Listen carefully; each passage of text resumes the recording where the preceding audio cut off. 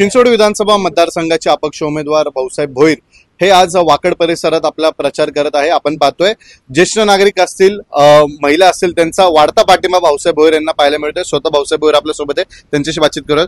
भाऊसाहेब, काही दिवसच आता शिल्लक राहिलेत, प्रचारात तुम्ही आघाडी घेतलेली आहे। आपण पाहतोय वाकडच्या सोसायट्यांमध्ये तुम्ही जात आहे, खास करून सोसायटीवाले तुम्ही स्वतः न जाता स्वतः तुम्हाला बोलत होते। एकंदरीत काय वातावरण आहे? नाही, एक तर सर्वात महत्त्वाचं म्हणजे मला आनंद एका गोष्टीचा आहे की मतदार जो राजा आहे तो जर राजागत राहिला तर परिवर्तन हे अटळ असतं आणि निश्चित मला तो अतिशय चांगला अनुभव ह्या निवडणुकीत होतोय। कारण का माझ्या आयुष्यामध्ये खूप निवडणुका झालेल्या आहेत, परंतु पहिल्यांदा कोणतरी स्वतःहून बोलवतात, मोठ्या मोठ्या सोसायट्या बोलवतात, माझं ऐकतात आणि मी देखील नम्र आवाहन करतो की तुम्ही लोक, सुशिक्षित लोक उदासीन असतात मतदानामध्ये, म्हणून चुकीची माणसं निवडून येतात।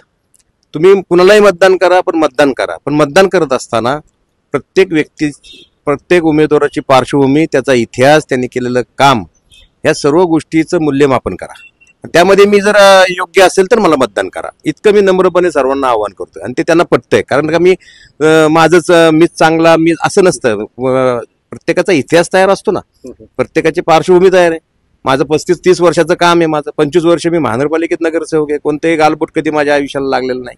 त्यामुळं लोकांना ते समजतं आणि निश्चित मला असं वाटतं की माझा देखील आता उत्साह वाढलेला आहे। कारण का लोक स्वतःहून मला अप्रोच होत आहेत आणि एवढ्या मोठ्या मोठ्या सोसायटी मला बोलून माझ्या मीटिंग घेतात। मी आजपर्यंत कधी कोणत्या सोसायटीत गेलो नाही, परंतु सोसायटी एवढी मला बोलवतात आणि पाठिंबा व्यक्त करतायत।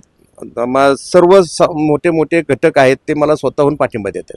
खरं तर आपण पाहतोय तुमची प्रचाराची स्टाईल थोडी वेगळी आहे। बाकीचे उमेदवार रोड रॅली काढतात, ते शक्ती प्रदर्शन करतात, मात्र तुम्ही लोकांच्या घरोघरी जाऊन त्यांच्या भेटीगाठी घेतात, सोसायट्यांमध्ये जातात, एक त्या ठिकाणी बैठक जी आयोजित करते त्यातला मेळाव्याचं स्वरूप येतं। एकंदरीत कसं पाहताय?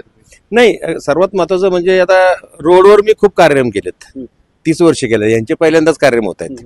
मी 35 वर्ष कार्यक्रम करतोय कलात्मक दृष्टिकोनातून, त्यामुळे मी रोडवर आता गेलेलो आहे। आता लोकांच्या अंतर्मनामध्ये जाऊन त्यांना वास्तवता सांगून आणि मतदानासाठी प्रवृत्त करण्यासाठी माझा प्रयत्न आहे। आणि स्वतःसाठी स्वतःचं कार्य अहवाल काहीच नसला की मग ते तुम्हाला रोड शो करावा लागतो।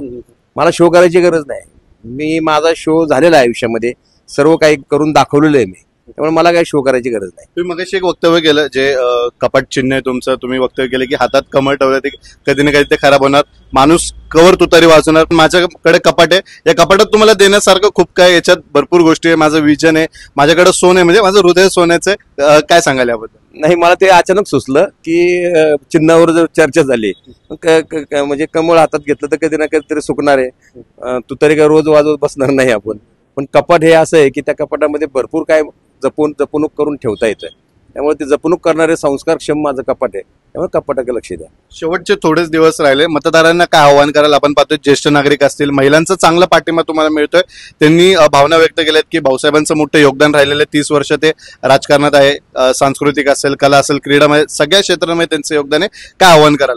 मी एकच पुन्हा एकदा आपल्या माध्यमातून आव्हान करतो की निवडणूक अत्यंत महत्वाची निवडणूक आहे, त्यामुळं तुम्ही पक्षापेक्षाही व्यक्तीचं मूल्यमापन करा, व्यक्ती पाहूनच मतदान करा। त्यामध्ये मी जर कुठं बसत असेल तरच मला मतदान करा, कारण तुम्ही जागृत होऊन जर मतदान केलं तर ज्या भ्रष्टाचार चालतो, दडपशाही चालते, गुंडगिरी चालते, या सर्व गोष्टीला खतपाणी न बघता मतदान केलं तर त्यामुळे खतपाणी दिल्यासारखं आहे, पण त्याला मध्ये आपण सुद्धा दोषी असू शकतो। त्यामुळे तुम्ही मतदान करताना उमेदवाराची पार्श्वभूमी पाहूनच मतदान करा। काय वाटतं, विजयाचा विश्वास? थोडेच दिवस राहिले, निकाल पण जवळ आले, मतदान पण जवळ आले, काय सांगाल? नाही, मला अगोदर थोडं म्हणजे मला भीती वाटायचं काहीच कारण नव्हतं, परंतु एवढा मोठा मतदारसंघ आहे, पण मी तुम्हाला सांगतो, निवडणूक आली की माझ्या अंगात येत नाही। मी 30 वर्ष काम करत असतो आणि 4 महिने मी हा मतदारसंघ पिंजून काढलेला आहे। 1,12,394 लोकांपर्यंत मी पोहोचलेलो आहे, त्यामुळं मला निश्चित 100% माझ्या विजयाची खात्री आहे। नक्कीच पाहतोय भाऊसाहेबांनी त्यांच्या विजयाचा विश्वास व्यक्त केलाय। मी निवडणूक आल्यावर माझ्या अंगात येणारा मी तो माणूस नाही, मी कायमच जनतेमध्ये असतो, असं देखील भाऊसाहेब भोईर यांनी बोलून दाखवलेलं आहे। कॅमेरामॅन महाराज शिवरायसह प्रसन्न तरडे, आपला आवाज, पिंपरी चिंचवड।